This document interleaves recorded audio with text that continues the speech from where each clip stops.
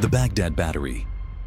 What if I told you that 2,000 years before Edison was even born, someone in ancient Babylon was already generating electricity, that this proof still exists in museums right now, and mainstream historians are desperately trying to hide this from you? Stay tuned, because what you're about to discover will completely shatter everything you thought you knew about human history. In 1938, archaeologists unearthed clay jars near Babylon containing copper sheets and iron rods arranged in an impossible configuration. When scientists tested these artifacts decades later, they produced actual electrical current. Today, we're exposing the most suppressed archaeological discovery ever, and the shocking reason powerful institutions don't want you knowing about it. Section 1. The mysterious discovery. Picture this. Buried deep beneath Babylonian soil for over 2,000 years, archaeologists discovered terracotta vessels unlike anything documented in their experience. Not ornaments, not religious artifacts, not ceremonial objects used in temple rituals. These were precision-engineered devices with copper and iron components deliberately positioned inside sealed clay chambers with deliberate mathematical accuracy.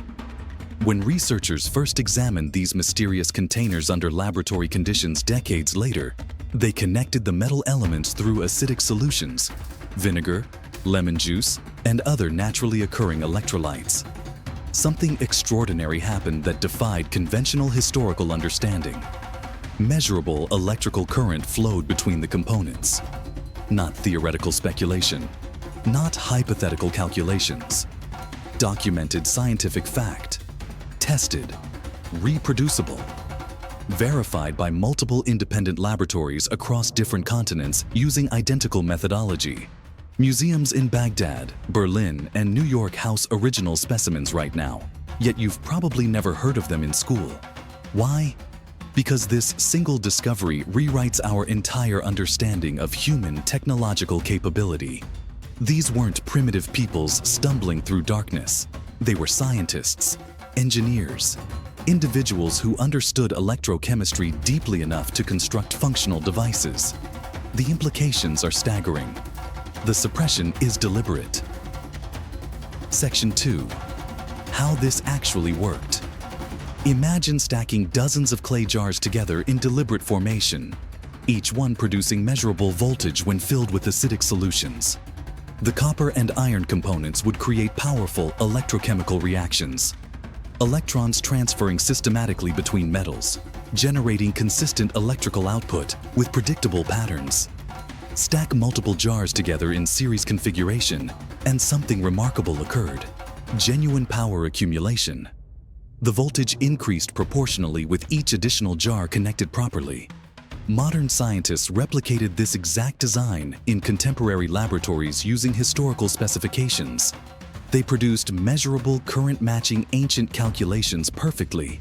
The experiments demonstrated capability far beyond random chance or coincidental arrangements.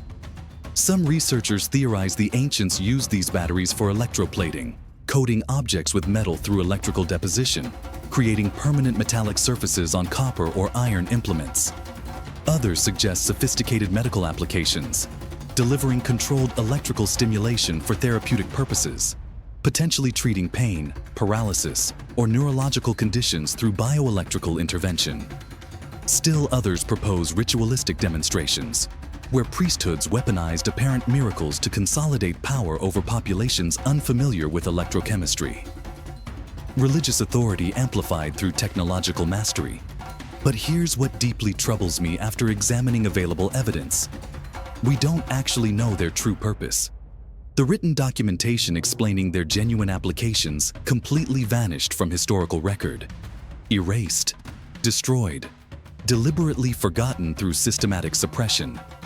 No surviving texts describe methodology. No ancient scrolls explain functionality. No inscriptions provide context. The silence itself becomes deafening, suggesting deliberate erasure rather than natural loss. Section 3. The dangerous question. This is where archaeological investigation gets profoundly sinister and troubling. If Babylonians mastered electrical generation with remarkable sophistication, what else did they accomplish during their civilizational height? Did they illuminate underground chambers and hidden temples with primitive electric lighting systems we've never discovered in excavations? Did they conduct advanced metallurgical experiments requiring precise temperature control and electrochemical manipulation? Did they preserve foods through electrification and electrical treatment, extending shelf life beyond natural decomposition timelines? Did they communicate across vast distances using electrical signals transmitted through copper conductors? Did they develop medical treatments using electrical current for conditions we now treat with pharmaceuticals? We find abundant documentation about their religions, their military campaigns, their commercial trade routes, their agricultural methods, but technical specifications for these revolutionary devices, gone, completely disappeared from surviving historical records. Academic institutions dismiss this as coincidence, but I don't believe in coincidences anymore. What if knowledge was deliberately destroyed?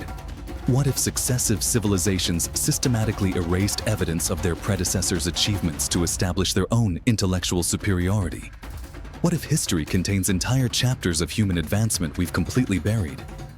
The textbooks tell us technology progressed linearly, primitive, then gradually more sophisticated, accelerating through centuries toward modernity. But what if that narrative is fundamentally false? What if advancement happens cyclically, with civilizations rising to incredible technological heights, collapsing catastrophically, and their knowledge vanishing forever? We're standing on the edge of understanding something profound, something that challenges every authority claiming expertise about our past. Section 4. What this changes everything. Think carefully about this paradigm-shifting revelation. We celebrate Edison, Tesla, and Volta as electrical pioneers, positioning them as humanity's greatest scientific minds. We build monuments celebrating their achievements. We teach their names in schools. We credit them with birthing the modern electrical age. But what if they were simply rediscovering what had already been mastered and perfected millennia earlier? What if ancient peoples possess technological sophistication we've systematically underestimated throughout academic history? Consider the implications seriously. If Babylon achieved functional electrical generation with precision engineering, then our entire historical timeline requires complete reconstruction. Our understanding of human potential needs radical recalibration. Our accepted narrative about technological progress and advancement becomes fundamentally questionable. Our confidence in historical accuracy gets shaken. Museums worldwide house these artifacts openly, displaying them in public exhibitions while consistently minimizing their revolutionary significance. Academic journals acknowledge their existence in footnotes while avoiding deeper investigation into implications. Universities debate plausible explanations as if confirming authenticity somehow threatens established institutional authority. Yet the evidence remains undeniable.